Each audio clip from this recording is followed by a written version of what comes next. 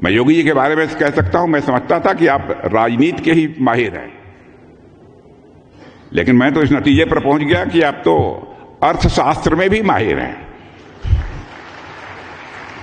कैसे मुनाफा कमाया जा सकता है, इसकी कला आपको अच्छी तरह मालूम है। और हमारे प्रधानमंत्री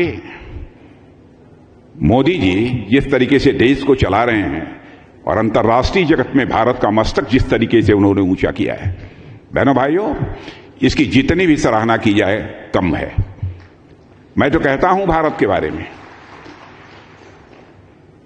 पहले इंटरनेशनल फोरम पर भारत कुछ भी बोलता था तो भारत की बातों को जिस गंभीरतापूर्वक लिया जाना चाहिए, इंटरनेशनल फोरम पर नहीं लिया जाता था। लेकिन आज इंटरनेशनल फोरम पर भारत कुछ बोलता है तो सारी दुनिया कान खोलकर सुनती है भारत बोल क्या रहा है। यह भारत की हैसियत बनी है।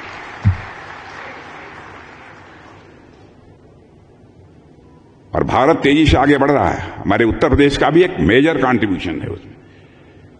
और प्रधानमंत्री जी के मार्गदर्शन में 2030 तक उत्तर प्रदेश को $1 ट्रिलियन की अर्थव्यवस्था बनाने का लक्ष्य जो मुख्यमंत्री जी ने निर्धारित किया है वह प्राप्त होकर रहेगा, क्योंकि हमारा जो लंबा राजनीतिक जीवन का अनुभव है, जो कुछ भी देखा है, सीखा है, उस आधार पर मैं कह सकता हूं।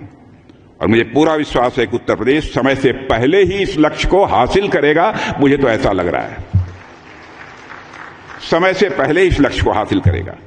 आज जब भारत 2047 तक एक विकसित राष्ट्र के लक्ष्य को हासिल करने के लिए तेजी से आगे बढ़ रहा है, तो उसमें उत्तर प्रदेश का योगदान मैं मानता हूं कि बहुत ही महत्वपूर्ण होने वाला है।